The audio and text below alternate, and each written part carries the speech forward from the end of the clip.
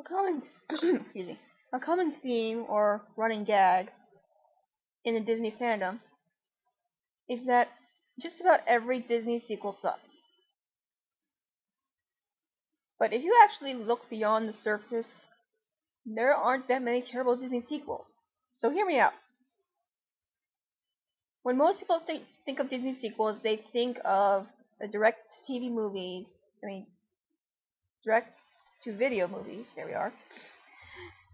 That stem from classics.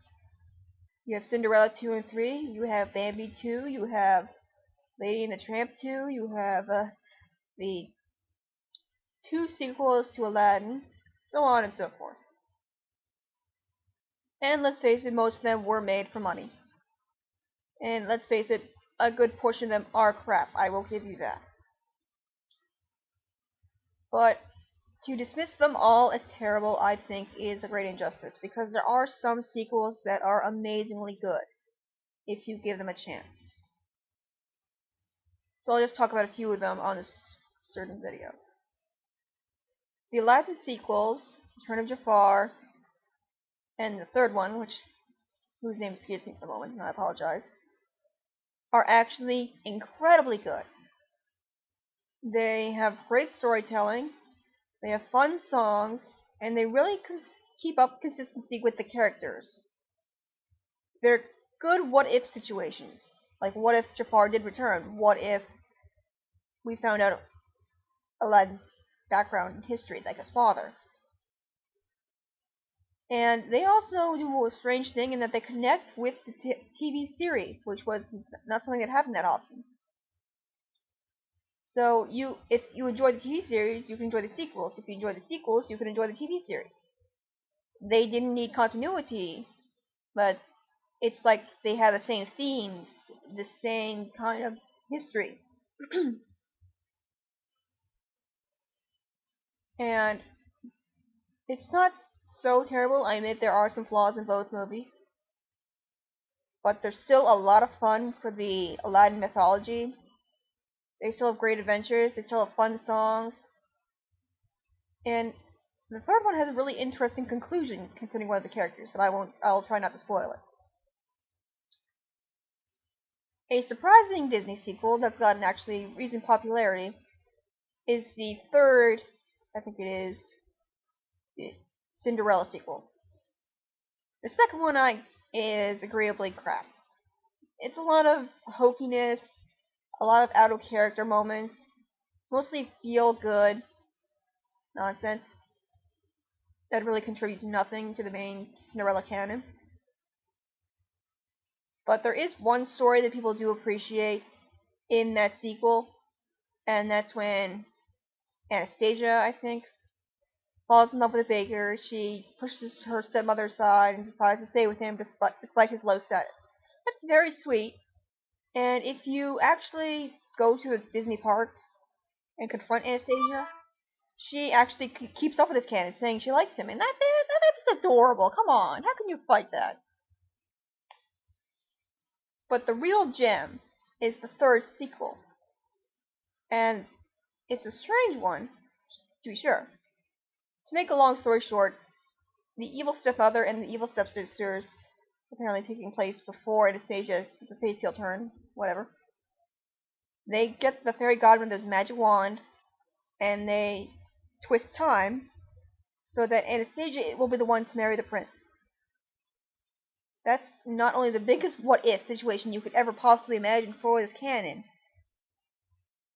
but it gives so much character not just to Cinderella, who already had a fully established personality in her own movie, but it gives real character to the prince. And that's just awesome. He's shown to be a really charismatic, fun, good person. There's an iconic scene, which you can see all over Tumblr nowadays, where he wants to chase after the real Cinderella, but his father forbids it, and they're on a staircase next to a window, and the father says, "Don't you dare take another step." So the prince is like, "Okay," and he jumps out the window. And that says so much about this story, about the writing, about the characters, that how can you not enjoy this and want to see it to the full end. It's pretty beautiful. Anastasia still proves to be a good person, there's a good resolution, and it's an enjoyable movie, in my opinion. So I think some people should give it a shot if they really do enjoy the Cinderella mythology, and they want to see some loose ends tied up, I suppose. There are crappy Disney sequels, of course. Disney's the Beauty and the Beast Enchanted Christmas thing makes me roll my eyes. I didn't think the Bambi one was really necessary. The Lady and the Tramp one just kind of makes me sigh. Though I can actually understand that one because in the world of Disney comics, like when the movie first came out, the original, they did have a series of comics dedicated to the Little Tramp, which is like Tramp's son. So I guess they were kind of playing homage to that, but not really. It's still pretty bad, but you know, at least it had its good intentions. So, oh yes, of course. How could I forget the Lion King sequels? They're a load of fun. So let's take them one by one. Lion King 1.5, let's just face it, is just pure hilarity from start to finish. It's not really meant to be taken seriously at all. And you can tell that people are just in this for the fun, just in it for the jokes, and it's a good vibe. It's a nice way of showing how Timon and Pumbaa met. It's an interesting way to look at Timon's backstory. It doesn't really fit in with the TV series, but that's actually pretty okay given how strange the TV series could be. You can they have little bits of canon you can easily ignore, but you still want to watch just for the sake of funniness. They have cute little songs, and I don't think it's such a bad sequel if you can count it as a sequel. If you just want to laugh for a little while, if you just want to watch some Timon and Pumbaa fun, give it a shot. And then there's the actual full sequel, which is with the one with Kovu. Now, this one is pretty interesting because it's made a lot of people admit to being sexually attracted to a lion. And I can admit, for a lion, he's pretty good looking. I don't know how to say this without looking creepy. But it stays true to the whole Lion King Shakespeare connection, given that the first one was Hamlet and the second one was Rosencrantz and...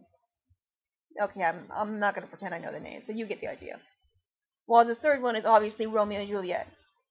Some of the songs are pretty hokey. I'm not really fond of the Rafiki song, but the love, But it still sends good messages. The characters are still good. It's still pretty dark when it wants to be. So I think it makes a pretty good sequel. There's still death. There's still anger. There's still fighting. But again, there's also still romance. There's still comedy. There's still good feel-good moments. It may not be the best sequel, but I think it's a worthy one. I think it should be part of most people's collections if they give it a chance. Of course, you can still dislike it for very good reasons. But, again, like I said, give it a chance, see what you think. I personally enjoyed it, and I personally like the character of Kovu and Simba's daughter, and the whole idea is very nice. So I think I rambled on enough about all the good and the bad Disney sequels. So I think at this point, it's really up to you. Yes, there are many crappy Disney sequels, but there are just as many good ones. I still haven't mentioned Ariel's ones. Those are touch and go. It's really up to you. There's some people who generally enjoy the adventures of Melody, while others feel like it's just another useless character. There are people who will enjoy Return to Neverland. There are people who say it was unnecessary. But again, you shouldn't just assume all sequels are terrible just because, there are a few bad apples in the bunch. Take time and review each one to see what you think. Because if you don't, you could miss out on so much fun.